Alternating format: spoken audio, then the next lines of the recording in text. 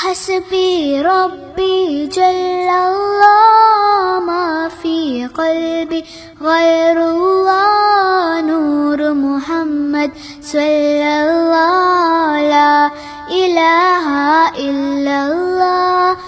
இந்த பாடல் எல்லாம் வல்ல அல்லாவை போற்றும் பாடல். இந்த பாடலில் நூறு முகம்மது என்ற சொல்லாடலை கவனியுங்கள். இதற்காகவே தான் இந்த பாடலை இசைத்தேன். நூறு முகம்மது என்பதற்கு உண்மையிலேயே 100 கௌரவர்கள் என்று பொருள். 100 கௌரவர்கள் என்பவர்கள் தென் கேரளாவின் 100 மலைநாடுகளின் தலைவர்களும் பூசாரிகளுமாக விளங்கிய 5000 ஆண்டுகளுக்கு முந்தைய அரசர்களையே குறிக்கும். மலையரசனான சிவனின் வம்சாவளியான இந்த குறவர்கள் உயர்ந்த கல்வி பெற்ற மகிமை பொருந்திய மக்கள். அதனாலேயே குறவனான சிவனின் பெயராலேயே இவர்களும் குறவர்கள் என்று அழைக்கப்பட்டனர். இந்த ஆதிகால மலையரசர்கள் உயர்ந்த ஞானிகள் என்ற பொருளில் மகாமேதை என்றழைக்கப்பட்டனர். அந்த சொல் மருவியே முகம்மது என்ற சொல் உருவானது. இந்த பாடலில் உள்ள 100 முகம்மது என்ற சொல் 100 கௌரவ மன்னர்களையே குறித்தது. முஸ்லிம்கள் 100 என்ற சொல்லை தற்போது வேறாக புரிந்து கொண்டிருந்தாலும் ஆதிகால அரேபியர்களின் புரிதலின்படியே 100 என்ற சொல் 100 என்ற எண்ணாக அறியப்பட்டிருந்ததை நிரூபிக்க இருக்கிறேன். ஜுடாயிசம், கிறித்துவம், இஸ்லாம் போன்ற அப்ரஹாமிக் மதங்கள் அவ்வமதங்களின் கலைச்சொற்களுக்கு மூடா மொத்தமான பொருளையே அறிந்துள்ளன. அக்கலைச்சொற்களின் வேறுபொருளை அவர்கள் அறிந்தாரில்லை. கலைச்சொற்களின் மோடாமொத்தமான பொருளை மட்டும் புரிந்துள்ளனர் எனும்போது அவர்கள் மிக அடிப்படையான செய்திகளை இழந்திருக்கிறார்கள் என்று பொருள். ஏனென்றால் அவர்களின் மத நம்பிக்கைகள் அவர்களால் புதிதாக உருவாக்கப்பட்டதல்ல. அவை ஆதிகால நம்பிக்கைகளின் நீட்சி.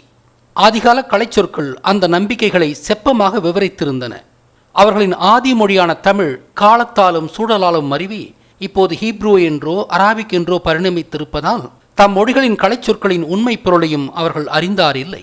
ஆகையினால் உலகின் தொல் வரலாறு, அரசியல் மற்றும் ஆன்மீக வரலாற்றின் அடிப்படையில் தமிழர்கள் மட்டுமே சொற்களின் உண்மை பொருள் மட்டுமல்ல, அவற்றோடு தொடர்புடைய ஆன்மீகத்தை பற்றிய உண்மைகளையும் கட்டவிழ்க்க முடியும். இப்படியாக 100 என்ற சொல் 100 என்ற எண்ணை குறிப்பதற்கு மாறாக அரேபியர்களாலும் மேற்குலகத்தாலும் ஒளி என்று தவறாக அறியப்பட்டுள்ளது. இதுபோன்று வேறு பல சொற்களும் தவறாக அறியப்பட்டுள்ளன. சலீம் அல்லது சலாம் எனப்படுவது அத்தகைய சொற்களில் ஒன்று. இச்சொல் அமைதி என்று அப்ரஹாமிக் மதங்களால் அறியப்பட்டாலும் இதன் உண்மை பொருள் போர்க்கடவுளாகிய காளி என்பதே. இதையே Jerusalem, the city of war or peace என்ற விழியத்தின் மூலமாக நிறுவியுள்ளேன். இந்த விழியத்தின் மூலமாக 100 என்பதின் உண்மை பொருள் எண் 100 என்பது மட்டுமல்ல, மகாபாரதத்திற்கும் இஸ்லாத்துக்கும் உள்ள தொப்புள் கொடி உறவையும் நாம் நிரூபிக்க இருக்கிறோம். மேற்செல்வதற்கு முன்பாக சிவன் ஒரு இந்து கடவுள் இல்லை என்பதையும் அவர் ஒட்டுமொத்த மனிதகுலத்தின் ஆதி கடவுள் என்பதையும் விளங்கிக் கொள்ளும்படி இஸ்லாமிய சகோதரர்களை வேண்டிக் கொள்கிறேன். இந்து மதம் ஆதிசங்கரனால் 8ஆம் நூற்றாண்டில்தான் தாபிக்கப்பட்டது. அதனால் 7ஆம் நூற்றாண்டிலேயே தாபிக்கப்பட்ட இஸ்லாத்தை விட இந்து மதம் காலத்தால் இளையது. எனவே இஸ்லாத்தை சிறப்பாக புரிந்து கொள்ள இந்த விடயத்தை பாகுபாடற்ற மனநிலையோடு காண வேண்டுகிறேன். இந்த விடயத்தில் இஸ்லாம் மக்களுக்காக நிறைய செய்திகள் உள்ளதால் எந்த தயக்கமும் இல்லாமல் இதை காண வேண்டுகிறேன். தமிழருக்கும் இஸ்லாத்துக்கும் உள்ள வியத்தகு தொடர்பு என்ற 1 மணி நேரம் ஓடக்கூடிய விடயத்திற்கான வசனத்தை 1 வருடத்திற்கு முன்பாக எழுதியிருந்தேன். ஆனால் அதை படமாக்க முடியாமல் ஏதோ ஒன்று என்னை பிணைத்து வைத்திருந்தது. அந்த பிணைக்கான காரணம் இப்போது எனக்கு புரிகிறது. இஸ்லாத்துக்கும் தமிழருக்கான தொடர்பின் தொடக்க புள்ளியே மகாபாரதம்தான். தமிழருக்கும் இஸ்லாத்துக்குமான தொடர்பின் மூலத்தை அறியாமல் இந்த தொடர்பை போதுமான வகையில் விவரிக்க இயலாது. மனித குலத்தின் ஆதி காவியங்களில் மிகவும் உயர்ந்ததாக கருதப்படுவது மகாபாரதம். இன்னொன்று இராமாயணம். மகாபாரதம் நடந்தது 5000 ஆண்டுகளுக்கு முன்பாக. எந்த ஒரு போரிலும் தோற்றவர்கள் அகதிகளாக தமது மண்ணை விட்டு வெளியேறுவது இயல்பு. இங்கே ஆதி தமிழகத்தின் மலைக்குறவர்கள் போரில் தோற்றனர். போரை தொடங்கியவர்கள் குறவர் என்பதாலும் இவர்களே தோற்றவர்கள் என்பதாலும் வெற்றி பெற்றவர்களின் தண்டனைக்கு ஆளாக நேரிடும் என்ற பயத்தினால் அரச குடும்பங்களோடு தொடர்புடைய குறவர் குடும்பங்கள் தமிழகத்தை விட்டு வெளியேறி அரேபியா, எத்தியோப்பியா, ஈஜிப்த் போன்ற இடங்களில் தஞ்சமடைந்தனர். அவர்களே பிற்காலத்தில் முஸ்லிம்களாக பரிணமித்து இஸ்லாம் என்ற மதத்தை ஒழுகினார்கள். இதுதான் மகாபாரதத்திற்கும் இஸ்லாத்துக்கும் உள்ள தொப்புள் கொடி உறவு. நவீன இஸ்லாத்துக்கு முந்தைய அரேபியர்கள் தங்களின் கடவுளாகிய அல்லாவை மெக்காவில் இருந்த மாக்கொரபா என்ற கோயிலில் வழிபட்டனர். 2ஆம் நூற்றாண்டில் வாழ்ந்த தாலமி மெக்காவில் இருந்த கோயிலை மாக்கொரபா என்றே அழைத்தார். அதுவே அந்த கோயிலும் மெக்காவும் இருந்ததற்கான உறுதியான சான்றாக திகழ்கிறது. மா கொரபா என்பது மா கொரவா என்பதன் திரிபு. மா என்றால் உயர்ந்த என்று பொருள். கொரவா என்பது குரவா என்பதன் பேச்சு வழக்குச் சொல். பொதுவான மலைவாசிகளான பறையர்களில் குறவர்கள் படிப்பறிந்தவர்கள், படித்தவர்கள் போதிப்பவர்களாக இருந்ததால் அவர்கள் குறவர் என்று அழைக்கப்பட்டனர். கூறு, குரு, குரு. கூறுவோன், குருவோன், குறவோன், குறவன். கூறு என்றால் போதி என்று பொருள். கூறுவோன் அல்லது குறவன் என்றால் போதிப்பவன் என்று பொருள். மனித குலத்தின் முதல் போதனையாளர்தான் சிவன். அவரே மூலகுரு. வேதங்களை உருவாக்கி அவற்றை சீடர்களுக்கு போதித்தவர் சிவன். 4 வேதங்கள் இருந்தன. உலோகங்களை கனிமங்களிலிருந்து உருக்கி பிரிக்கும் வேதத்தை சொல்வதே சிவன் கண்டறிந்த ருக் வேதம். ஒரு தேசத்தின் மக்களை அரசாளும் நெறிகளை, அதாவது அரசியல் விஞ்ஞானத்தை சொல்வதே சாம வேதம். வகை வகையான கொட்டு வாத்தியங்களை செய்யும் தொழில்நுட்பத்தை விவரிப்பதே அதர்வ வேதம். வேறு பல வகையான விஞ்ஞான தொழில்நுட்பங்களை சொல்வதே யஜுர் வேதம். இயல்பாக சிவனே உலகின் முதல் குருவும் ஆசிரியனும். சிவன் வாழ்ந்தது 20,000 ஆண்டுகளுக்கு முன்பு. அவரே யூதர்கள், கிறித்துவர்கள் மற்றும் இஸ்லாமியர் உட்பட்ட ஒட்டுமொத்த மனித குலத்தின் பொது கடவுள். அவரே குண்டலினி யோகத்தை கண்டறிந்து அதன் மூலம் மனிதன் கடவுளாக முடியும் என்றும் மரணத்தையும் மறுபிறப்பையும் தவிர்க்க முடியும் என்றும் நிறுவியவர். அவரது 3வது கண்ணி அதை குறிக்கும் உருவகம். இவரே யூதர்களின் வேதங்களில் ஈனாக் என்று குறிக்கப்படுகிறார். ஈனாக் கடவுளோடு கைகோர்த்து நடந்தார் என்றும் இறப்பை தவிர்த்து நேராக சொர்க்கம் சேர்ந்தவர் என்றும் குறிக்கப்படுகிறார். ஈனாக்கை பற்றிய 3ஆம் புத்தகத்தில் அவரே மெட்டட்ரான் என்று அழைக்கப்படுகிறார். இந்த சொல் வேதத்திற்குரியவன் என்று பொருள்படும் வேதத்தான் என்ற சொல்லின் மருவிய வடிவம். வேதத்தான், மேதத்தான், மேதட்ரான், மெட்டட்ரான். குறிப்பிடப்பட வேண்டிய செய்தி என்னவென்றால், ஈனாக் பற்றிய முதல் 2 நூல்களும் முறையே எத்தியோப்பியன், ஸ்லாவிக் நூல்களாகும். எனவே சந்தேகத்திற்கிடமில்லாமல் ஈசன் ஒரு கடவுளே. இந்த செய்தி அப்ரஹாமிக் மத மக்களிடம், சிறப்பாக இஸ்லாமிய மக்களின் மனதில் நங்கூரம் போல் ஆழமாக பதிய வேண்டும். ஈசனே காலம் பற்றிய அக உணர்வை மனிதகுலத்திற்கு முதலாக கொண்டு வந்தவர். காலத்தின் அளவைகளாக நாள், மாதம், வருடம் என்பவற்றை வரையறுத்தவர் சிவனே. சூரியனை கொண்டு நாள் வரையறை செய்யப்பட்டது. நிலவை கொண்டு மாதம் வரையறுக்கப்பட்டது. மனிதகுலத்தின் உயர்ந்த மனிதர்களில் மிகவும் உயர்ந்தவர் சிவன். சிவனை பற்றிய மேலும் செய்திகளுக்கு அமேசிங் ஃபேக்ட்ஸ் ஆன் கால பைரவ த கரெக்டர் வெர்ஷன் என்ற விடயத்தையும், சிவன் பாகம் 1 என்ற விடயத்தையும் காணுங்கள். ஆக கடவுளாகிய சிவன் மூல குறவனாக அறியப்படுகையில், இஸ்லாத்துக்கு முந்தைய மெக்காவின் கோயில் குறவனாகிய சிவன் கோயிலே. இயல்பாகவே அது மா கொரவா கோயில் என்று 2000 வருடங்களுக்கு முன்பு அறியப்பட்டது. மா கொரவா, மா கொரவா, மா கொரபா. அந்த கோயில் மா கொரபா என்று அழைக்கப்படுகையில் அந்த மக்கள் தங்களின் கடவுளை எப்படி அழைத்தார்கள்? அது ஈசன் என்று நாம் அறிவோம். ஆனால் அவர்கள் அல்லாஹ் என்று அழைத்தனர். ஆக அது சிவனின் அரேபிய பெயர். இதுவும் ஆதி தமிழ் பெயர் என்பதை உடன் அறிவீர்கள். சிவன் இஸ்லாத்துக்கு முந்தைய அரேபியாவில் லிங்கமாக வழிபடப்பட்டார். எனவே அல்லாஹ் என்ற கடவுளின் பெயர் முகமதுவால் இஸ்லாத்துக்காக உருவாக்கப்பட்ட பெயர் அல்ல. அது இஸ்லாத்துக்கு முந்தைய அரேபியாவில் ஏற்கனவே இருந்த பெயர். அல்லாஹ் என்ற பெயர் எப்படி உருவானது என்பதை சற்று பின் அலசுவோம். பரிதாபம் என்னவென்றால், உலகிற்கு அல்லாஹ் என்ற சொல் எப்படி உருவானது என்றே தெரியவில்லை. Many people have a misconception that Islam is a new religion which came into existence 1400 years ago. And Prophet Muhammad, peace be upon him, was the founder of this religion. In fact, Islam is there since time immemorial. And Prophet Muhammad, peace be upon him, is not the founder of this religion, but he is the last and final messenger. ஆக இஸ்லாம் என்ற பெயர் கூட முகமது உருவாக்கிய பெயர் இல்லை. இடைக்காலத்தில் புகுந்த உருவ வழிபாட்டை களைந்து வழக்கத்தில் இருந்த மதத்தை அவர் தூய்மைப்படுத்தினாரே ஒழிய மொத்தமும் புதிதாக ஒரு மதத்தை அவர் ஸ்தாபிக்கவில்லை. வரலாற்று காரணங்களுக்காக மதினாவில்தான் முகமது இஸ்லாத்தை பிரகடனம் செய்தார்.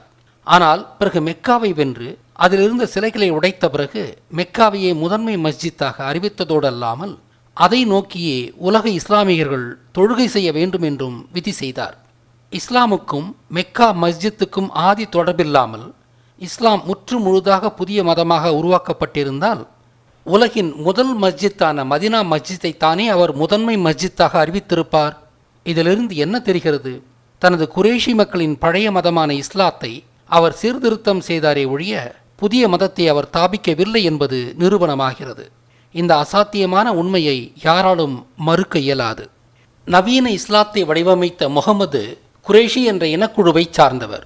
ஆனால் குரேஷி என்பது குரவா அல்லது குர ஈசா என்பதன் திரிபாகும். குரவன், குரவா, குரஹா, குரசா, குரேஷி, குரேஷி, குர ஈசன், குரீசா, குரேசா, குரேசி, குரேஷி. இயல்பாகவே இங்கிருந்து இடம்பெயர்ந்து சென்ற தற்போதைய கேரளாவின் மலைக்குறவர் மூதாதையர்களின் வம்சாவளிகளான குறவர் பழங்குடியைச் சேர்ந்தவர்தான் முகமது. கேரள மலைக்குறவர்கள் இன்றும் கூட உரு வழிபாடு செய்பவர் இல்லை. ஈசன் காலத்திலிருந்தே அவர்கள் தக்கவைத்துக் கொண்டுள்ள வழமை இது. ஆக இயல்பாக முகமது தமது மதத்தை அதன் மூல வடிவத்திற்கே புனரமைக்க முயன்றார்.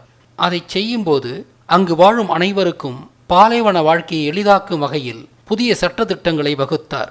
இதனால் துயரங்கள் குறைந்து அனைத்து மக்களின் வாழ்க்கை தரம் உயர்ந்தது.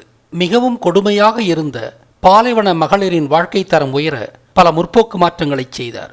முகமதுவின் பெருமைகளை குறிக்கும் நடவடிக்கைகள் இவை. Let us understand what is the meaning of the word Islam. Islam comes from the root Arabic word salam, which means peace. It is also derived from the Arabic word silm, which means to submit your will to Almighty God. In short, Islam means peace acquired by submitting your will to Almighty God. சலாம், சலீம் ஆகிய சொற்களுக்கு உண்மையான பொருள் காளி என்பதே, அமைதி அல்ல. அதோடல்லாமல் இஸ்லாமியர்களால் அஸ்லாமா என்ற சொல்லின் வேறு மூலத்தையும் காண இயலாது. எனவே ஜகீர் நாய்க் போன்றவர்கள் இஸ்லாம் சொல்லுக்கு சொல்லும் பொருள் ஒரு கற்பனை பொருளே அல்லாமல் அதன் உண்மை பொருள் அல்ல. முகமது அவர்களின் காலத்திற்கு சில ஆயிரம் ஆண்டுகளுக்கு முன்பே சலாம், சலீம் ஆகிய சொற்கள் தமது உண்மை பொருளை இழந்துவிட்டன. யூதர்களும் இச்சொற்களுக்கு அமைதியின்றி தவறாக பொருள் கொள்கின்றனர். ஜெருசலம் பற்றிய எனது முந்தைய காணொளியை காணுங்கள். ஆக அஸ்லாமா என்ற சொல்லிலிருந்து இஸ்லாம் என்ற சொல் வராது. எனது அடுத்த இஸ்லாம் பற்றிய விடயத்தில் அஸ்லாமா என்ற சொல் உருவான விதத்தையும் அச்சொல்லிலிருந்து முஸ்லிம் என்ற சொல் வருமே ஒழிய இஸ்லாம் என்ற சொல் வராது என்றும் சந்தேகத்திற்கிடமில்லாமல் நிறுவுவேன். எனவே நவீன இஸ்லாத்துக்கு முந்தைய அரேபியாவின் மதம் இஸ்லாம் என்றே அழைக்கப்பட்டது. அதையே முகம்மது சீர்திருத்தி புது வடிவம் கொடுத்து இப்படி புனரமைக்கப்பட்ட மதத்தை அதே பெயராலேயே அழைத்தார். அப்படியென்றால் இஸ்லாம் என்ற சொல்லின் உண்மை பொருள் என்ன? இஸ்லாம் என்ற சொல் உண்மையில் ஈசா பிளஸ் லாமா, ஈசலாமா, இசலாமா, இஸ்லாம் என்றே பரிணமித்தது. லாமா என்பது சித்தரையோ கடவுளையோ குறித்த சொல். தமிழரின் ஆன்மீக வரலாற்றுப்படி ஓக சக்தியால் ஐம்புலன்களையும் அடக்கிய சித்தரை கடவுளாக பரிணமிக்கிறார். இப்படியாகவே ஈசன் உலகின் முதல் கடவுளானார். எனவே இஸ்லாம் என்பது ஈசனாகிய கடவுள் என்றே பொருள்படும். நவீன இஸ்லாத்துக்கு முந்தைய அரேபியாவின் மதமும் இஸ்லாம் என்றே அழைக்கப்பட்டது. அதன் கடவுள் அல்லாஹ். இஸ்லாத்தின் மிக புனிதமான கோயில் மாக்கொரபா. அது அமைந்திருந்த இடம் மெக்கா. உலர்ந்த வெப்பமான நிலையை குறிக்கும் வெக்கை என்ற சொல்லின் மருவிய வடிவமே மெக்கா என்பது. வெப்பமான தட்பவெட்ப சூழல் நிலவுவதாலேயே அவ்விடம் மெக்கா என்று அழைக்கப்பட்டது. வெக்கை, வெக்கா, பெக்கா, மெக்கா. இஸ்லாம், மாக்கொரபா ஆகிய சொற்களிலிருந்து இஸ்லாத்தின் கடவுளான அல்லாஹ் என்பது சிவனின் இன்னும் ஒரு பெயர் என்பது புரியும். இதை நிரூபிப்பது மட்டும் இல்லாமல் அல்லாஹ் என்று சிவனை அழைத்த காரணத்தையும் கண்டறிவோம். அல் என்ற தமிழ் சொல்லிற்கு 5 பொருட்கள் உள்ளன. அவையாவன: 1. இரவு அல்லது இருள். இது அல் என்பதன் மூலப்பொருள். 2. மறைவாய் இருத்தல். இருட்டில் உள்ள பொருள் பார்வையிலிருந்து மறைந்திருப்பதால் இந்த மருவிய பொருள் உருவானது. 3. கண்ணறியாமல் இருத்தல். இருக்கின்றது, ஆனால் கண்ணிற்கு தெரியாது. காற்று கண்ணிற்கு தெரிவதில்லை அல்லவா? அணு உள்ளது, ஆனால் கண் அறிவது இல்லை. இப்பொருளை கொண்டே அணு என்ற தமிழ்ச்சொல் உருவானது. அல் பிளஸ் நூ, அல் நூ, அணு. அணு நுண்ணியதாக இருப்பதால் கண்ணறிவது இல்லை. 4. இல்லை. இருட்டில் தேடப்படும் பொருள் கண்ணில் புலப்படுவதில்லையாதலால் இல்லை என்ற ஒரு மருவிய பொருளும் உருவானது. 5. உருமாறுதல். ஒரு பொருள் ஒரு அடையாளத்திலிருந்து மற்றொரு அடையாளத்திற்கு மாற்றம் அடைவது உருமாறுதல். அலி என்ற சொல் இப்பொருள் கொண்டு உருவானது. அல் பிளஸ் இ அலி. இ என்பது பெண்மைக்கான விகுதி. மாணவன் மாணவி, தலைவன் தலைவி. எனவே அலி என்றால் பெண்ணாக உருமாறியவள் என்று பொருள். மகாபாரதத்திலும் இளவரசர்களான பாண்டவர்கள் தங்களை வேலைக்காரர்களாக உருமாற்றிக்கொண்டு விராட தேசத்தில் ஒரு வருடம் பணிபுரிந்தனர். அதற்கு அஞ்ஞாதவாசம் என்று பொருள். அல் பிளஸ் நாத, அந்நாத, அஞ்ஞாத. நாதன் என்றால் அரசன், அல் என்றால் உருமாறிய என்று பொருள். எனவே அஞ்ஞாதவாசம் என்றால் அரசர்கள் பணியாட்களாக உருமாறி வாழ்ந்த வாழ்க்கை என்று பொருள். இந்த 5 பொருட்களில் கண்ணறியாமல் இருத்தல் என்ற 3வது பொருளிலிருந்து அல்லாஹ் என்ற சொல் தோன்றியிருக்கும். இஸ்லாமும் அல்லாவை உருவமற்ற கடவுளாகவே காண்கிறது. எனவே அல்லாஹ் என்ற சொல்லிற்கான வேரை கண்டுவிட்டோம் என்று கொள்ளலாம். சற்றே பொறுங்கள், அதுவல்ல அல்லாவுக்கான உண்மையான பொருள். இந்த பொருள் அல்லாவின் குணங்களில் ஒன்றையே, அதாவது கண்ணறியாத இறை என்பதையே குறிக்கிறது, அல்லாவின் பெயர் மூலத்தை அல்ல. அல்லாவின் பெயர் அல் என்ற சொல்லின் இரவு என்ற மூலப்பொருளாலேயே உருவானது. எப்படி? எனது முந்தைய விடயங்களில் அப்ரஹாமிக் மதங்களின் அரூப வழிபாட்டு முறை குமரிக்கண்டத்திலிருந்தே கொண்டு செல்லப்பட்ட வழிபாட்டு முறை என்று நிறுவியிருந்தேன். குமரிக்கண்ட மக்கள் உருவ வழிபாடு செய்ததில்லை. வெள்ளத்திலிருந்து தப்பிச் சென்ற நோவா சிவனையும் காளியையும் உருவமற்ற கடவுளாக தம்மோடு எடுத்துச் சென்றார். ஏற்கனவே யூதர்கள் ஜெகோவா என்று அழைக்கும் இறைவன் சிவனே என்று குறிப்பிட்டுள்ளேன். ஆனால் அதை அவர்கள் உணர்ந்தார் இல்லை. கிறித்துவத்தில் ஆண்டவரின் பிள்ளையாக அழைக்கப்படும் ஜீசஸின் ஆண்டவர் ஈசனே. அவரின் பெயராலேயே அவருக்கு ஈசா என்று பெயர் கொடுக்கப்பட்டது. ஈசா, ஏசுவா, ஜேஷுவா, ஜீசஸ். இஸ்லாமும் அப்ரஹாமிக் மதமாக இருக்கையில் அதன் கடவுளும் ஈசனாகிய சிவனே. யூதர்கள் தங்களது கடவுளான ஜெகோவா ஈசன்தான் என்று எப்படி அறியாமல் இருக்கின்றனரோ, அதே போல இஸ்லாமியரின் கடவுளாகிய அல்லாவும் ஈசனே என்பதை அவர்கள் அறியவில்லை. முகமது இஸ்லாத்தை சீர்திருத்தம் செய்த காலம் அவரின் மூதாதையர் தமிழகத்திலிருந்து இடம்பெயர்ந்து சென்று ஏறத்தாழ 3700 ஆண்டுகளுக்கு பிறகே. முகமது ஆதி குரவர் சமூகத்தைச் சேர்ந்தவரே. கேரளக் குரவர்கள் தங்களது மூதாதையரை சிவனின் அம்சமாக அல்த்ரா என்ற மேடையை சிவனாக கொண்டு வழிபடுகின்றனர். துரியோதனன் கோயில் வழிபடு பொருளான அல்தரா சிவலிங்க வடிவில் இருப்பதை பாருங்கள். இது ஒரு அரூப வழிபாடே. அல்தரா வழிபாடு, சிவலிங்க வழிபாடு எல்லாம் அரூப வழிபாடே. எனவே உருவமற்ற அல்லாஹ் என்பது சிவனையே குறிக்கும். அது எப்படி என்பதை இப்போது பார்ப்போம். சிவன் இருமை தத்துவத்தை உலகிற்கு வழங்கியவர். இங்யாங் என்பது இருமையை குறிக்கும் தமிழர் வடிவத்தின் சீன பெயர். இருமையை குறிக்கும் இம்மை மறுமை என்பதன் திரிபாக இங்கு அங்கு என்ற சொல்லே இங்யாங் என்று சீனத்தில் அழைக்கப்படுகிறது. காட்டப்படும் படத்தில் இருமையை வெளிப்படுத்தும் திணைகள் பட்டியலிடப்பட்டுள்ளன. இரவு பகல் என்பது இருமையின் ஒரு கூறு. சூரியன் பகலையும் நிலவு இரவையும் குறிக்கின்றன. சிவனை குறிக்கும் கேரள குரவர்களின் கொடியிலிருந்து சிவன் சூரியன் சந்திரன் ஆகிய இரண்டையும் குறித்து நிற்கிறார் என்பது விளங்கும். நாள் என்ற கால அளவையை சூரியனை கொண்டு வரையறுத்ததாலும் மாதம் என்ற கால அளவையை நிலவை கொண்டு வரையறுத்ததாலும் சிவன் இந்த இரண்டையும் குறித்து நிற்கிறார். எல் என்ற ஒளியை சூரியன் குறித்து நிற்கிறது. அல் என்ற இரவை நிலவு குறித்து நிற்கிறது. அதனால் இவ்விரண்டையும் குறித்து நிற்கும் எல் பிளஸ் அல், எல்லல், எல்லால், எள்ளாளன் என்பது சிவனின் இன்னும் ஒரு பெயர். ஆனால் சூரியன் பாலைவன வாழ்க்கையை கொடுமையானதாக ஆக்குவதாலும் அரேபியாவில் விவசாயம் இல்லாததாலும் அரேபியர்கள் சூரியனை வெறுக்கின்றனர். ஒட்டுமொத்த அரேபியாவிலும் ஒரு ஆறோ குளமோ ஏரியோ இல்லை என்பதை அறிக. அவர்கள் சூரியனை வெறுக்கின்றனர் என்பதை அவர்களின் 5 வேளை வழிபாட்டின் மூலமாக அறியலாம். தமிழர்கள் தங்களது கடவுளை ஒரு நாளில் 6 முறை வழிபடுகின்றனர். இதற்கு 6 கால பூசை என்று பெயர். ஒரு நாள் என்பது ஒவ்வொன்றுக்கும் 4 மணிகளை கொண்ட 6 பகுதிகளாக பிரிக்கப்பட்டிருப்பது திரையில் காட்டப்படுகிறது. இந்த 6 வேளைகளிலும் ஒவ்வொன்றிலும் வசதியான ஒரு காலத்தில் தமிழர் வழிபாடு அமைகிறது. காலை 6 மணியிலிருந்து 10 மணி வரையுள்ள காலை வேளை சூரிய வழிபாட்டுக்கான காலமாக அறியப்படுகிறது. தமிழரின் 6 கால வழிபாட்டு முறையை பின்பற்றும் அரேபியர்கள் சூரிய வழிபாடாக கருதப்படும் காலை வழிபாட்டை தவிர்த்தனர். வைகறை பொழுதிலிருந்து நடுநிசி வரையுள்ள நேரத்தில் வழிபடுவது சூரிய வழிபாட்டை குறிக்குமாதலால் அந்நேரத்தில் அவர்கள் தங்களது கடவுளை வழிபடுவதில்லை.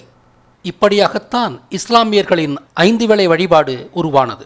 நவீன இஸ்லாத்துக்கு முந்தைய அரேபியர்களின் கடவுள் ஈசனே. அவர் இருமை தத்துவத்தின் மூல நாயகனாக சூரியனையும் சந்திரனையும் பகலும் இரவுமாக ஒரு சேர குறித்து நிற்கிறார். அரேபியர்கள் சூரியனை வெறுப்பதால் இரவையும் நிலவையும் குறிக்கும் அல் என்ற சிவனின் பெயரை கொண்டு அல்லாஹ் என்று அழைக்கின்றனர்.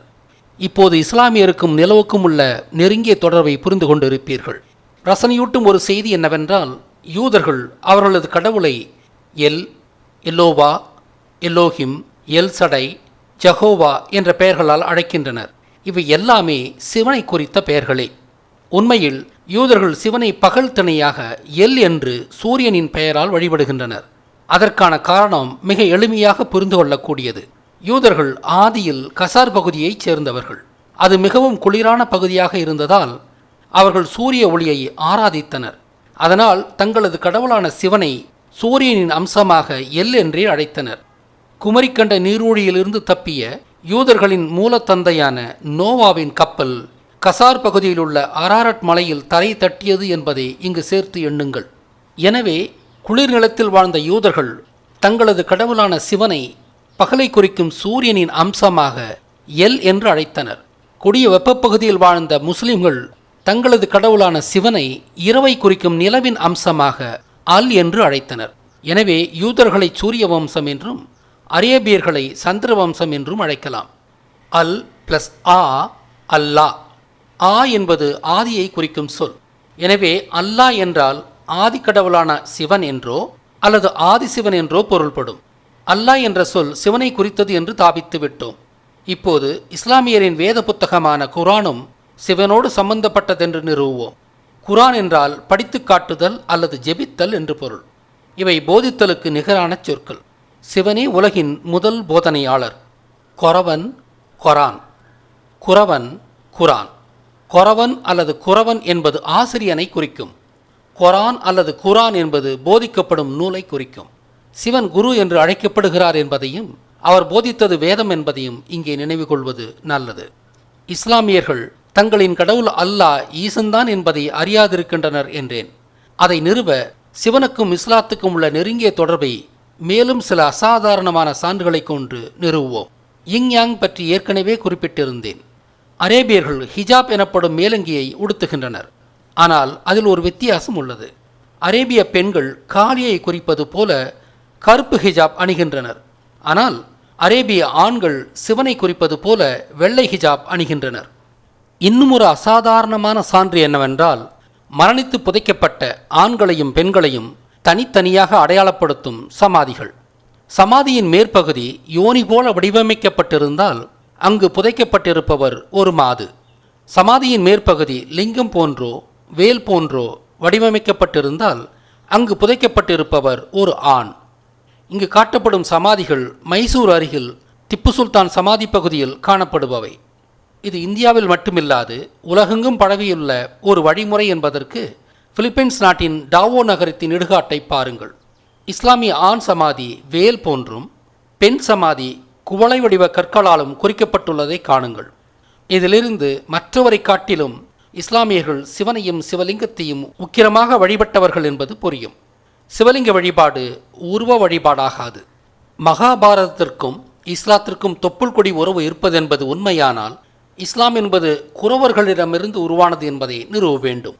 முகமது பின் குறைஷி சமூகம் தென்னிந்திய குறவர் சமூகத்திலிருந்தே தோன்றியது என்று ஏற்கனவே நிறுவியிருந்தாலும் அந்த பிணைப்பு வணிக தொடர்பால் வந்ததல்ல, மாறாக மிகவும் பழைய தொடர்பால் உண்டானது என்று நிறுவ வேண்டும். மகாபாரத போர் முடிந்த பிறகு தோற்ற மக்கள் அகதிகளாக வெளியேறியிருக்க வாய்ப்புள்ளது என்று நான் கூறியதை இங்கு நினைவு கொள்ளுங்கள். குறவர்கள் ஒரு பகுதி சேர நாட்டை விட்டு வெளியேறி இன்றைய அரேபியா, எத்தியோப்பியா, எகிப்திய பகுதிகளில் குடியேறினர். ஆக அரேபியர்கள் மூலத்தில் தமிழர்களே. இதை நான் நிரூபிக்க வேண்டும். இஸ்லாமியரின் மூலத்தந்தையான இஸ்மாயிலின் மூலத்தை தேடுவதின் மூலம் இதை என்னால் நிறுவ முடியும். அப்ரஹாமுக்கு இறைவன் ஒரு பிள்ளை வரம் கொடுத்தாராம். ஆனால் அப்ரஹாமின் மனைவியான சாராவால் கருத்தரிக்க இயலவில்லை. அவளுக்கும் வயதாகிக் கொண்டே சென்றதால் தனது பணிப்பெண்ணான ஹேகரின் மூலமாக ஒரு மகனை பெற்றுக்கொள்ளும்படி அப்ரஹாமுக்கு ஆலோசனை வழங்கினாள். ஹேகர் கரித்தரித்து ஒரு ஆண்மகனையும் ஈன்றாள். அவனின் பெயர் இஸ்மாயில். மேலும் விவரிப்பதற்கு முன்பாக இஸ்மாயில் என்ற பெயரின் வேர் மூலத்தை ஆய்வு செய்வோம். ஈசா ப்ளஸ் மா ப்ளஸ் எல். ஈசமாயல் இஸ்மாயில், இஸ்மாயில். மா என்றால் பெரிய என்று பொருள். எல் என்பது கடவுளை குறிக்கும். இப்பெயரின் பொருள் ஈசனாகிய உயர்ந்த கடவுள் என்பது. அவர்கள் தங்களின் மகனுக்கு ஈசனின் பெயரால் நாமமிட்டனர். இதை மனதில் இருத்தி வையுங்கள். 14 வருடங்களுக்குப் பிறகு சாராவே ஒரு பிள்ளையை ஈன்றாள். அவனுக்கு ஈசாக்கு என்று பெயரிடப்பட்டது. ஈசா பிளஸ் ஆக்கு, ஈசாக்கு, ஈசாக். ஆக்கு என்றால் உருவாக்கு என்று பொருள். ஈசாக் என்பதன் பொருள் ஆக்குபவனாகிய ஈசன் என்பதாகும். நான் யெகோவா என்ற யூதர்களின் கடவுள் சிவனே என்று கூறிக்கொண்டுள்ளேன். இப்போது ஆபிரகாமின் 2 மகன்களின் பெயர்களின் மூலமாக அது உறுதி செய்யப்பட்டுள்ளது. ஈசாக் பிறந்த பிறகு இஸ்மாயிலையும் ஹேகரையும் சாராவுக்கு பிடிக்கவில்லை. அவள் ஆபிரகாமிடம் இவர்களை வீட்டை விட்டு துரத்தச் சொல்லுகிறாள். ஆபிரகாமும் துரத்தி விடுகிறார். மெக்காவின் அருகில் இயற்கையின் கருணைக்கு அவர்கள் விடப்பட்டனர் என்றும் ஜம்சம் நீரூற்று அவர்களுக்கு உயிரளித்து வாழ்வளித்தது என்றும் இஸ்லாமியர் சொல்கின்றனர். இஸ்மாயிலின் வழிவந்தவர்களே இஸ்லாத்தை தாவித்ததாக சொல்லப்படுகிறது. ஹேகர் குரவர் சமூகத்தை சார்ந்தவர் என்று நான் நிரூபித்தால் மகாபாரத போரின் அகதிகளில் ஒருத்தியே ஹேகர் என்பது நிரூபணமாகும். வரலாற்றுக்கு முந்தைய மனிதர்கள் அவர்களின் இயற்பெயர்களால் நினைக்கப்படுவதில்லை. அவர்களின் பட்டப்பெயர்களால் தான் அவர்கள் நினைக்கப்படுகிறார்கள். எனவே ஆபிரகாம், சாரா, ஹேகர் எல்லாமே அவர்களின் பட்டப்பெயர்களே. ஆபிரகாம் யூப்ரட்டிஸ் நதிக்கு கிழக்கிலிருந்து எகிப்து வந்ததால் அப்பிரு அகம், அப்பிரகம், ஆபிரகாம் என்று பெயரிடப்பட்டதாக அமெரிக்கன் பைபிளை மேற்கோள் காட்டி மாசோ விக்டர் நிறுவியுள்ளார். அப்ரஹாம் என்பதன் பொருள் அந்த பக்கத்தவர் என்பது. ஹீப்ரூ என்ற அவர்களின் மொழியும் அப்படியே பெயர் பெற்றது. அப்பிரு, ஹெப்பிரு, ஹீப்ரூ. எனவே இந்திய பிராமணரின் வெற்று பிதற்றலுக்கு அப்பால் ஆபிரஹாமுக்கும் பிரம்மாவுக்கும் உண்மையில் எந்த தொடர்பும் இல்லை. சார் என்றால் சார்ந்திருத்தல், சாரா என்றால் சாராதிருத்தல். அதாவது சாரா தனது கணவனான ஆபிரகாமை சார்ந்து வாழவில்லை. பெண்கள் தாங்கள் மணந்த கணவரையே தங்களின் பாதுகாப்புக்கும் சுகத்திற்கும் சார்ந்திருப்பது பன்னெடுங்கால வழமை. சாராவை பொறுத்த மட்டில் இது அப்படியே தலைகீழ். உண்மையில் ஆபிரகாம் தான் சாராவை சார்ந்து வாழ்ந்தான். அவன் சென்றவிடமெல்லாம் சாராவை பாலியல் அடிமையாக விற்று சுகமாக வாழ்ந்தான். சார் பிளஸ் அல், சாரால், சாரா. சார் என்றால் சார்ந்திரு, அல் என்றால் இல்லை. எனவே சாரால் என்றால் சாராதவள் என்று பொருள். ஜெனிசிஸ் அத்தியாயம் 12 வசனங்கள் 11-13 வரை படிக்கிறேன், கேளுங்கள். அவன் எகிப்தில் நுழையும் போது தனது மனைவி சாராவிடம் இப்படி சொன்னான்: நீ மிகவும் அழகான பெண். எகிப்தியர்கள் உன்னை பார்த்தவுடன் உன்னை அவர்களின் மனைவி என்பார்கள். பிறகு என்னை கொன்றுவிட்டு உன்னோடு வாழ்வார்கள். எனவே நீ எனது சகோதரி என்று சொன்னால் உனக்காக என்னை நன்றாக நடத்துவார்கள். எனது உயிரும் உன்னால் தப்பும். இப்படியாக தனது உயிரை காக்கும்படி சாராவிடம் வேண்டினான் ஆபிரகாம். இந்த வரலாற்று உண்மையை சாரா என்ற பெயர் தக்க வைத்துள்ளது. தனது கணவனை சார்ந்து வாழாதவள் என்பதாலேயே அவளுக்கு இந்த பட்டப்பெயர் வந்தது. ஆக சாராவுக்கும் சரஸ்வதிக்கும் எந்த தொடர்பும் இல்லை. சரஸ்வதியின் நாமத்தால் சாரா பெயரிடப்பட்டாள் என்று இந்திய பிராமணர்கள் சொல்வது வெற்று பிதற்றல். சாரா குளிர்ந்த கசார் பகுதியிலிருந்து வந்ததால் வெள்ளையாக இருந்தாள். இதைத்தான் அவள் அழகாக இருந்தாள் என்று பதியப்பட்டுள்ளது. அக்கால எகிப்தியர்கள் கருப்பாகவும் மாநிறமாகவும் இருந்ததால் அவர்கள் வெள்ளையாய் இருந்த சாராவின் மீது காதல் கொள்வார்கள் என்று ஆபிரகாம் அறிந்திருந்தான். இப்போது ஹேகர் எப்படி பெயரிடப்பட்டாள் என்று பார்ப்போம். ஹேகர் தனது குலப்பெயராலேயே அழைக்கப்பட்டாள். குலப்பெயரால் அழைப்பது யாண்டும் இருந்து வரும் வழமை. ஆபிரகாமும் சாராவும் ஹேகரை அவளது குலப்பெயராலேயே அழைத்தனர். எகிப்தில் ஹேகர் ஒரு வந்தேரி சமூகம். மகாபாரத போரின் அகதிகளே அந்த வந்தேரி சமூகம். குரவர் என்பது மலை மக்களில் படித்தவர்கள். ஆனால் மலை மக்களின் ஆதி குலப்பெயர் எக்கர் என்பது. ஏறியவர்கள் என்ற பொருளில் எக்கர் என்ற பெயர் அவர்களுக்கு ஆதியில் உருவானது. மனிதனின் வியக்க வைக்கும் தொல் வரலாறு என்ற விடயத்தை காணுங்கள். ஹேகர் எக்கர் குலத்தைச் சேர்ந்தவள். எக்கர், ஹெக்கர், ஹெக்கர், ஹேகர். இயல்பாகவே இஸ்மாயிலின் தாய் ஒரு எக்கர். இன்றைய கேரளத்தின் ஆதிகால மலைக்குளத்தைச் சேர்ந்தவள். மகாபாரத போர் நடந்தது 5000 ஆண்டுகளுக்கு முன்பு. ஆபிரகாமின் காலம் 4000 ஆண்டுகளுக்கு முன்பு.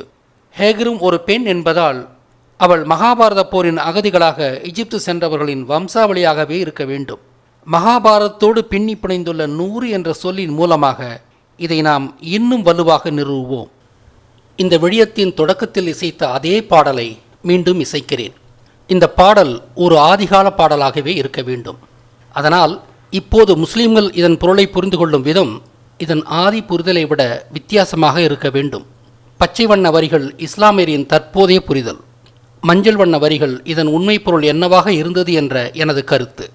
இந்த பாடலை வரி வரியாக இசைத்து விளக்குகிறேன்.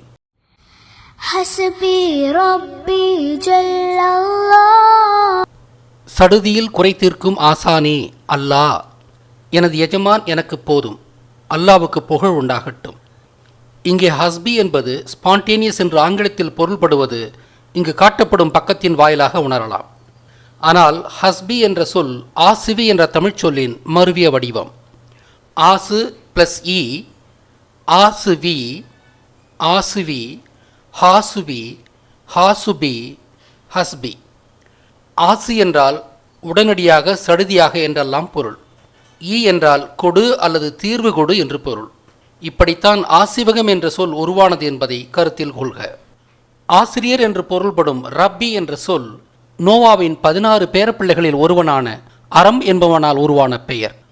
சல்லல்லா ஜல்லல்லா இரண்டும் உயர்ந்த என்ற பொருள் கொண்ட சால் என்ற சொல்லிலிருந்தும் அல்லாஹ் என்ற சொல்லிலிருந்தும் உருவான ஒரே பொருள் கொண்ட சொற்கள். இவற்றின் அடிப்படையில் எனது பொழிப்புரிய சரியானது என்றும், இஸ்லாமியரின் தற்போதைய புரிதல் பாடலை சரியாக புரிந்து கொள்ளாமல் உரை சொல்லப்பட்டது என்பதும் புரியும். பாவிகளின் மனதில்தான் பொய் அல்லாஹ் இருப்பார். அல்லாவை தவிர எனது மனதில் வேறொருவரும் இல்லை. வெவ்வேறு வார்த்தைகளால் சொன்னாலும் இரண்டு உரைகளுமே ஒரே பொருள் கொண்டுள்ளன. இந்த வரிக்கு வேர்ச்சொல்லாய்வு மிக நீண்டதாக அமையும் என்பதால் தவிர்க்கப்படுகிறது. 100 முகம்மதுக்களின் மாட்சிமை பொருந்திய அல்லாவே, முகம்மதுவின் பேரொளியே, பீஸ் பி அப்பான் ஹிம். சல்லல்லா என்றால் மாட்சிமை பொருந்திய அல்லாஹ் என்று பொருள். இஸ்லாமியர் இதற்கு அல்லாஹ் அமைதி கொள்ளட்டும் என்று பொருள் கொள்வது தவறானது. இப்போது இந்த விடயத்தின் முக்கிய சொல்லுக்கு வருவோம். 100 என்ற சொல்லுக்கு இஸ்லாமியர் ஒளி என்று பொருள் கொள்கின்றனர். அது மொத்தமும் தவறு. இந்த முக்கியமான சொல்லை இன்னும் சற்று நேரத்தில் அலசுவோம். அல்லாவை தவிர வேறு கடவுள் இல்லை. இந்த இரண்டு உரைகளிலும் இந்த வரிக்கு ஒரே பொருளே.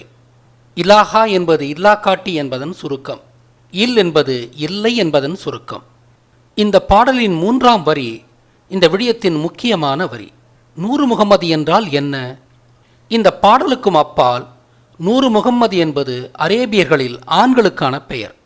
அரேபியர்கள் 100 என்றால் ஒளி என்று பொருள் கொள்கின்றனர். விக்கி பக்கத்தில் 100 என்றால் ஒளி என்றே பொருள் சொல்லப்பட்டுள்ளது. ஆனால் அதில் வேறு சொல் மூலம் கொடுக்கப்படவில்லை. ஆனால் இவர்கள் 100 என்பதற்கு ஒளி என்று எப்படி தவறாக பொருள் கொண்டனர் என்பதற்கான தடயம் அதே விக்கி பக்கத்திலேயே கிடைத்தது. இளையனூர் என்ற சொல்லுக்கும் 100 என்றே அது பொருள் சொன்னது. இளையனூரில் உள்ள எல் என்ற சொல்லுக்கு ஒளி என்ற பொருள் உள்ளதால் அந்த மொத்த சொல்லுக்குமே ஒளி என்று பொருள் கொண்டதோடு அல்லாமல் 100 என்றாலும் ஒளி என்றே பொருளை நீட்டிக்கொண்டனர். அவர்கள் புரியாமையால் செய்த பிழை. எல், நூர், இளையனூர் என்று எல்லாவற்றுக்கும் ஒரே பொருளை ஏற்றிச் சொல்கின்றனர். இந்த பிழையை இஸ்லாமியர் புரிந்து கொள்ளும்படி சொல்ல வேண்டுமானால் இளையனூர் என்ற பெயர் பற்றிய ஆய்வை மேற்கொள்ள வேண்டும். இளையனூர் என்பது ஈரோப்பிய நாடுகளில் புழங்கும் பெண்களுக்கான இயற்பெயர். இது பெண்ணின் பெயர் மட்டுமல்ல, அரச குடும்பத்தினரிடும் பெயர். அதாவது இளவரசிகளுக்கோ அல்லது அத்தகைய பாரம்பரியம் உள்ளவர்களுக்கோ இடப்படும் பெயர். ஆம், இப்போது புரிந்துவிட்டது. இளையனூர் என்பது 100வரில் இளையவர் என்று பொருள். மகாபாரத காவியத்தில் 100 கௌரவர்களுக்கு ஒரே ஒரு இளைய தங்கை இருந்தாள். அவளுக்கு துச்சலை என்று பெயர். உண்மை வரலாற்றுப்படி மகாபாரத காலத்தில் அவள் ஒரு மலைநாட்டின் அரசி. மற்ற 100 மலைநாட்டு அரசர்களில் இளையவள். மகாபாரத போரை அன்றே அறிந்திருந்த யூரோப்பியர்களுக்கு அவள் இளையனூர் என்ற பட்டப்பெயரால் அறியப்பட்டிருந்தாள். ஸ்லாவிக் நாட்டு மக்கள் பல பல குழுக்களாக வெவ்வேறு காலங்களில் தமிழகத்திலிருந்து சென்று அங்கே குடியேறினர். இதற்கு சான்றாக மாரக் ஜலம் என்ற எனது ஸ்லோவேக்கிய நண்பர் சேரமான் என்ற பெயரிலிருந்தே ஜெர்மனி என்ற பெயர் வந்தது என்கிறார். ஸ்லாவிக் மலைமக்கள்தான் ஆதியில் ஜெர்மனியில் குடியேறியதாக சொல்லுகிறார். சேரமான், ஜேரமான், ஜெர்மான், ஜெர்மன். மாரக் ஜலம் தாங்கள் தமிழர்களோடு, குறிப்பாக சேரநாட்டு மலைக்குறவர்களோடு தொடர்பு கொண்டிருந்ததாகவே சொல்லுகிறார். ஒரு சான்றாக திரினவாயா என்ற கேரள நகரத்தின் பெயராலேயே திரணவா என்ற நகரம் ஸ்லோவேக்கியாவில் உள்ளது என்கிறார். இந்த 2 நகரங்களுமே ஆற்றங்கரையிலேயே அமைந்துள்ளன. இன்னும் பல சான்றுகள் உள்ளதாம். ஏற்கனவே மகாபாரதத்தின் காந்தாரி பாத்திரம் மூலம் ஸ்லாவிக் பகுதிகளுக்கும் தமிழருக்கும் உள்ள தொடர்பை நிறுவியுள்ளேன். எனவே மகாபாரதத்தில் 100 கௌரவர்களின் தங்கையாக அறியப்பட்ட துச்சலை பாத்திரத்தின் வரலாற்று பட்டப்பெயர் இளையனூர் என்பது. எனவே 100 என்பது தவறான அனுமானத்தால் ஒளி என்று புரிந்து கொள்ளப்பட்டிருந்தது என்பதும், இளையனூர் என்ற பெயர் மகாபாரத துச்சலையை குறித்தது என்பதும் இப்போது நாம் நிறுவும் உண்மைகள். ஸ்லாவிக் தேசங்களில் துச்சலை பாத்திரம் இளையனூர் என்று அறியப்பட்டிருக்கும் போது அரேபிய பகுதிகளில் துச்சலையை குறித்த பெயர் உண்டா? ஆம், நிச்சயமாக. அந்த பெயர் நூர்ஜஹான். இஸ்லாமியர்களில் பெண்களுக்கு இடப்படும் இயற்பெயர் இது. நூரின் பொருள் தெரியும் நமக்கு. ஜஹன் என்பதன் பொருளை அறிய வேண்டும். ஜஹன் என்பது சஹன் என்பதன் திரிபு. சஹன் என்பதும் அகன் என்பதன் திரிபு. அகன் என்பது ஒரு குடும்பத்தைச் சேர்ந்தவன் என்று பொருள். மகாபாரத கதைப்படி 100 கௌரவர்களும் துச்சலையும் ஒரே குடும்பத்தைச் சேர்ந்தவர்களாக காட்டப்பட்டாலும் 100 கௌரவர்கள் 100 மலைநாடுகளின் அரசர்கள். துச்சலை இன்னும் ஒரு மலைநாட்டின் அரசி. எனவே இவர்கள் அனைவரும் அரச குடும்பத்தைச் சேர்ந்தவர்கள் என்ற தகுதிப்படி, அதாவது ஒரே தகுதியுள்ளவர்கள் என்ற பொருளில், இவர்கள் ஒவ்வொருவருக்கும் மற்றவர்கள் சகன்கள். ஆக துச்சலைக்கு 100 சகன்கள். துச்சலைக்கு 100 சகன்கள் இருந்ததால் அவளை நூர் சகன் என்ற பட்ட பெயரால் அழைத்தனர். அதுவே நூர்ஜஹான் என்று மருவியது. ஆக 100 முகம்மது என்ற ஆணுக்கான இயற்பெயர் ஆண்களான 100 மகாபாரத கௌரவர்களின் நினைவாக வைக்கப்படும் பெயர்.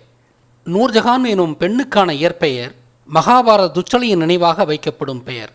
இளையனூர் என்ற பெண்ணுக்கான இயற்பெயர் ஸ்லாவிக் நாடுகளில் துச்சலையின் நினைவாக வைக்கப்படும் பெயர். இப்பெயரின் மருவிய வடிவமாக லியோனார் என்ற பெயர் ஈரோப் முழுவதும் பெண்களுக்கான இயற்பெயராக உள்ளது. இப்பெயர்கள் இப்போதும் இடப்படும் பெயர்கள். உலகளாவிய இப்பெயர்கள் மகாபாரத போர் உண்மையில் நடந்த ஒரு போர் என்பதை நிரூபிக்கிறது. சுருக்கமாக, இஸ்மாயிலின் தாய் ஒரு எக்கர் என்று நிறுவியுள்ளோம். இஸ்மாயில் என்ற பெயரே சிவனின் நினைவாக வைக்கப்பட்ட பெயர். நவீன இஸ்லாத்துக்கு முந்தைய மெக்கா கோயில் ஒரு சிவன் கோயில். அது தாலமியின் கூற்றுப்படி மாக்குரவா என்று அழைக்கப்பட்டது. முகமது அவர்களின் குரஷி குலத்தின் மூலக்குளம் கேரள குரவர் குலம். குரான் என்பது கூறுவோன் ஆகிய சிவனையே குறித்து நிற்கிறது. கூறு என்றால் போதி, குரான் என்றால் போதிக்கப்படும் பொருள். 100 என்ற சொல் தவறுதலாக ஒளி என்று மேற்குலகில் அறியப்பட்டாலும் அது 100 என்ற எண்தான் என்று நிறுவியுள்ளோம். நூர் முகம்மது ஆணின் பெயர், நூர்ஜஹான் என்பது பெண்ணின் பெயர்.